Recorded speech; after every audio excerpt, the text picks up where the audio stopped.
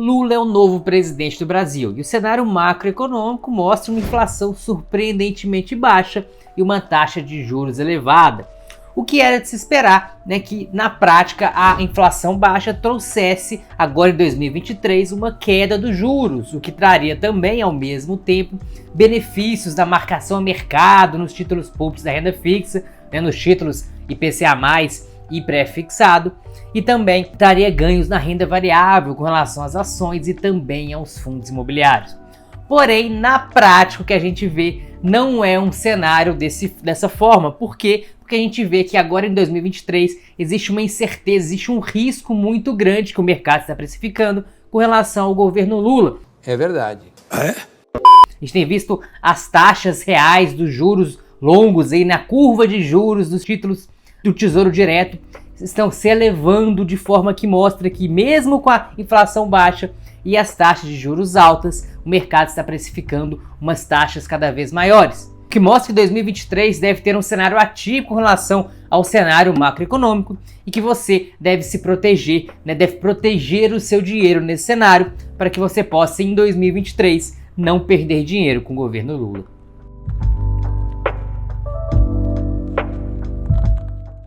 Vamos lá, a inflação acumulada nos últimos 12 meses fechou o ano de 2022 em 5,9%. Ela chegou até 12% aí no meio do ano e foi diminuindo ao longo do segundo semestre, fechando abaixo dos 6%.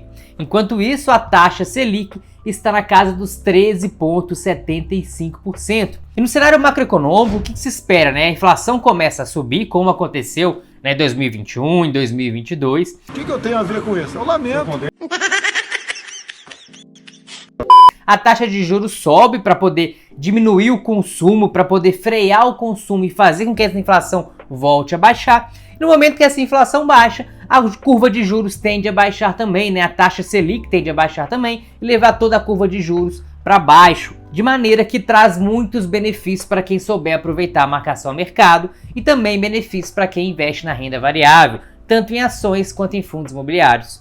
Ou seja, inflação sobe, taxa Selic acompanha, inflação cai, taxa Selic costuma acompanhar também. Nesse momento nós temos visto a inflação diminuindo e a taxa Selic continua alta, então era de se esperar o ciclo natural das coisas para o ano de 2023, seria que essa taxa Selic começasse a baixar, a curva de juros da economia começasse a baixar e aí a gente pudesse aproveitar esse cenário para ter bastante lucro nos investimentos. Porque como que acontece na prática na renda fixa, nos títulos públicos, na marcação a mercado? Como que funciona na prática a marcação a mercado, né? O título público, né, o Tesouro IPCA ou o Tesouro pré-fixado, precisa de pagar um valor fixo no vencimento. Só que a taxa que ele tá lá, ela varia todos os dias. Então todo dia que você for olhar para comprar o título, a taxa vai estar ligeiramente diferente. E o preço unitário do título também. Só que esse preço unitário do título, vezes a taxa vigente, vai ter que pagar um valor fixo no vencimento. Para os tesouros pré-fixados, por exemplo, vão ser a taxa de R$1.000, vai ser o valor de R$1.000.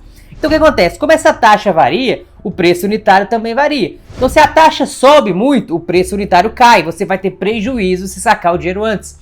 E se a taxa cai muito, o preço unitário sobe e você pode ter lucros na marcação a mercado, vendendo antes do vencimento.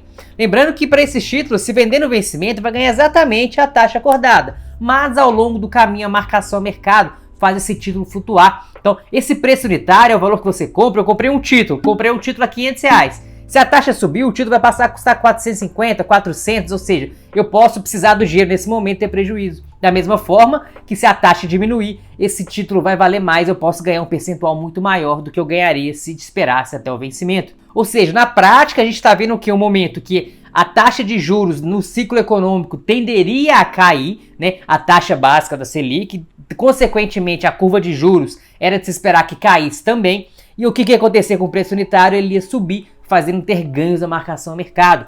Por exemplo, lá em 2015, né, no final do governo Dilma, a gente teve uma taxa Selic em 14,25%. E ela foi caindo, até chegar em 2019, né, 2020 a 2%. Ou seja, quem investiu no Tesouro pré-fixado ou no Tesouro IPCA+, lá com a taxa muito alta, né, com essa diminuição da taxa, teve bastante lucro na marcação ao mercado. Eu mesmo já ganhei mais de 100% no título de Tesouro IPCA, e eu até mostrei no outro vídeo que eu vou deixar na descrição como você pode ganhar muito dinheiro na marcação ao mercado, que é inclusive um cenário parecido com o que a gente tem hoje. Porém, agora veio o novo governo Lula e a situação talvez não se repita. Deus que ajude. O que a gente tem visto na prática tem sido, mesmo com a inflação baixa, nós temos visto um aumento dessa curva de juros, ou seja, a taxa tem subido mesmo com a inflação baixa. A taxa não tem diminuído como era de se esperar. Isso porque o mercado tem precificado como um risco maior toda a questão da PEC da transição, né, a questão da influência do governo nas estatais, a questão do aumento dos gastos públicos, né, do rombo fiscal maior que é de se esperar que tenhamos em 2023. Tudo isso faz com que o risco Brasil aumente, a percepção do mercado em relação ao risco do Brasil aumente e faz com que essas taxas subam, mesmo com a inflação sob controle. Justamente porque o mercado acredita que essa inflação não continuará sob controle em 2023. Ou seja, deve vir inflação por aí. E com relação à Bolsa também, né, ao Ibovespa e também ao IFIX, né, que é o índice dos fundos imobiliários, a gente tem visto algo parecido. Ou seja, parece também haver um movimento contrário à expectativa, que reflete também um medo com relação às políticas públicas do governo Lula. A gente pode ver até nesse gráfico aqui, ó, do IFIX e do Ibov, né, como que a precificação de risco está maior e realmente não acompanha a expectativa de queda de juros, né? A gente tem aqui, né, a partir de chegar julho, agosto, setembro, a gente teve um aumento aí da bolsa, né, do IFIX e também do Ibovespa acumulado, justamente, né, com essa inflação diminuindo. Porém, agora no finalzinho, setembro, outubro, com toda essa polêmica aí com relação ao aumento, né, do teto de gastos, do estouro, aumento do rombo fiscal, o mercado está precificando um risco maior para a economia brasileira, fazendo com que os preços da renda variável também sejam jogados para baixo. Agora deixa eu explicar melhor essa relação da renda variável, né, das ações e dos fundos imobiliários com essa questão do risco Brasil e da taxa de juros. Porque os investidores, de maneira geral, eles estão sempre comparando os diversos ativos entre si, tentando descobrir a melhor relação risco-retorno de um determinado cenário. E a renda fixa geralmente é utilizada como a base de comparação, tanto em relação a imóveis, aos fundos imobiliários, a ações, a tudo isso, justamente porque a renda fixa ela tem um risco mais baixo. Porque imagine que você tenha duas opções de investimento, investimento A e investimento B, e ambos vão te dar exatamente a mesma rentabilidade. Só que o investimento A é mais seguro que o investimento B. Onde você colocaria o seu dinheiro? Obviamente no investimento A, no mais seguro, certo? E onde é o investimento mais seguro do país? É justamente o investimento em títulos públicos, o investimento no Tesouro Selic. Então, para todo investimento, o investidor ele vai se perguntar: esse investimento está pagando mais do que a taxa Selic? Se não tiver, é mais vantagem ficar na taxa Selic porque é mais seguro.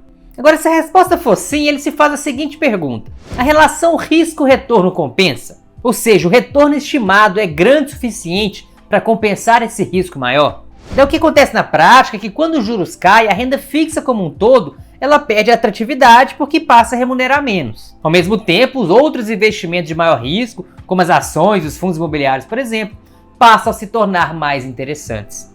Na prática, a expectativa da queda de juros fazem com que os investimentos migrem da renda fixa para a renda variável. E aumentando a demanda na renda variável, ou seja, mais pessoas comprando que vendendo ações e fundos imobiliários, façam que o preço desses ativos suba. Do contrário, uma expectativa de aumento na taxa de juros façam que o dinheiro migre da renda variável para a renda fixa. Então, na renda variável, mais pessoas vendendo, um fluxo maior vendedor que comprador, o que acontece com o preço? O preço cai.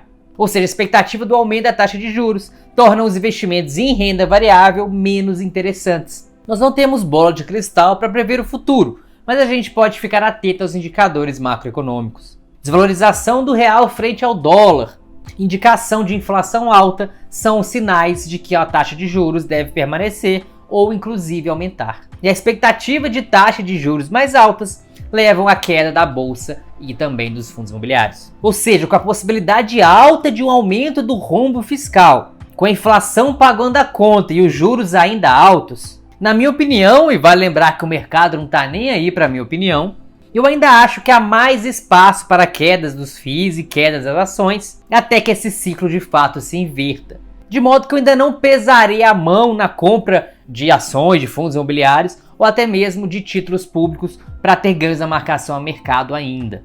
Apesar de que já vale a pena você ter uma pequena exposição, você ir aos poucos aumentando essa exposição. Afinal, também a gente nunca vai saber qual que é o topo ou qual que é o fundo. O importante é sempre você estar ali mais ou menos no momento certo de fazer as suas compras. Porém, isso tudo é do ponto de vista macro, mas é preciso avaliar o micro também. É preciso avaliar os FIIs, é preciso avaliar as ações em si. No caso dos FIIs, por exemplo, precisa avaliar se são fundos de papel ou de tijolo, se são fundos bem diversificados, multi-imóveis, multi-inquilinos, se são bem localizados, se tem vacância baixa, se o gestor é bom, se o imóvel é replicável e também se tem um bom histórico de pagamento de proventos. Tudo isso pode pesar na cotação do fundo, especialmente no médio prazo. Já no caso das ações, é preciso avaliar se as empresas são boas, é preciso avaliar os parâmetros que fazem com que uma empresa seja boa. E eu já expliquei como avaliar uma empresa na bolsa em um outro vídeo e eu vou deixar ele aqui no card e também na descrição desse vídeo. Já na renda fixa é preciso avaliar os seus objetivos para o dinheiro. É preciso avaliar se você pode esperar o vencimento de um título, no caso de pré-fixado ou Tesouro IPCA, para caso você não ganhe na marcação a mercado, você acabe ganhando aquela cotação, aquela taxa que foi prometida na hora da compra. Caso você não possa esperar, ou seja, não possa esperar o vencimento, é mais recomendado que você fique o seu dinheiro no Tesouro Selic, ao invés do Tesouro IPCA ou pré-fixado. O ideal quando o assunto é investimentos é sempre você ter cautela e diversificar, de modo que independente do cenário, você fique em paz e com seu dinheiro trabalhando para você. E neste contexto também é importantíssimo você estar exposto a ativos fora do Brasil, de preferência na moeda mais forte do mundo, que é o dólar. Assim você se protege do risco Brasil, do risco político do Brasil e aumenta a segurança do seu patrimônio. Caso você ainda não esteja convencido da necessidade de investir na moeda americana, neste vídeo aqui eu contei 4 motivos para se investir em dólar. Recomendo fortemente que assista.